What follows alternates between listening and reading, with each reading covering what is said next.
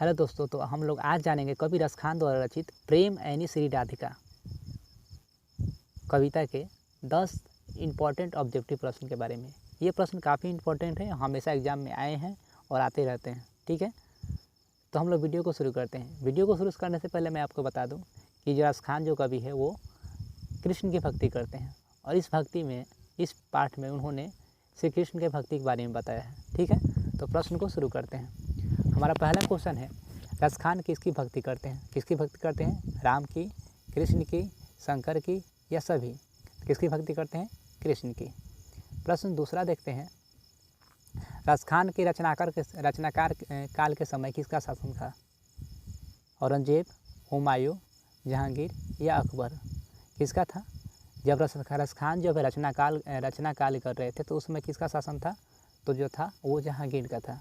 प्रश्न अगला देखते हैं, किसका कथन है, इन मुसलमान हरिजनन पे पौ कोटि हिंदू वरीय? भारतेशु हरिश्चंद्र, हुमायूं, रसखान या निराला? तो भारतेशु हरिश्चंद्र है। ये भी प्रश्न काफ़ी इम्पोर्टेंट, ध्यान दीजिएगा। प्रश्न हम लोग अगला देखते हैं, रसखान दिल्ली के बाद कहाँ चले गए? यानी जो वो दिल्ली में रह रहे थे, जब शासन आया वो जहांगीर के बाद का अगला किसी और का शासन, तो वो दिल्ली को छोड़कर कहाँ चले गए? मुंबई, बनारस, पटना, ब्रजभूमि? तो ये ब्रजभूमि चले गए थे। अगला क्वेश्चन देखते हैं, माली मलिन किसे कहा है? यानी कवि जो रसखान है, माली मलिन किन्हें कहा है? पार्वती शंकर को, लक्ष्मी विष्णु को, राधा कृष्ण को या सीताराम को? तो हमने पहले ही बताया था, जो है कवि रसखान जो है वो राम की भक्ति, कृष्ण की भक्ति करते हैं, इसलिए उन्होंने माली मलिन जो है राधा कृष्ण को कहा है। ठीक है, जिसमें माली जो है माली मलिन राधा और कृष्ण को कहा है। ठीक है, अगला प्रश्न देखते हैं।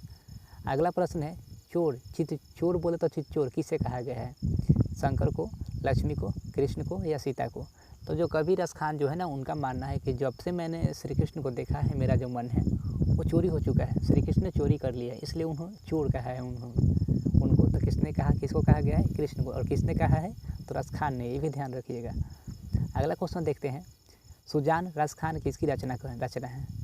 सुजान रसखान एक कृति है, किसकी रचना है? प्रेमघन, अनामिका, घनानंद या रसखान? तो देखिए, सुजान रसखान से क्लियर होता है, यह रसखान की कृति है। ओके, अगला प्रश्न देखते हैं, रसखान का पूरा नाम क्या है? तो रसखान का पूरा नाम सैयद इब्राहिम, सैयद अली, सैयद अहमद या सैयद मोदी? तो ये सैयद इब्राहिम है। अगला प्रश्न देखते हैं, प्रेम की खजाना कौन है? यानी प्रेम की खजाना किसे बताया गया है? सीता को, राम को, राधा को, कृष्ण को? तो जो है प्रेम की खजाना राधा को बताया गया है, जबकि इसके प्रेम के खजाना का रखवाला कृष्ण को बताया गया है। क्लियर? सुजान रसखान में किसके भक्ति का वर्णन है? यानी सुजान रसखान जो एक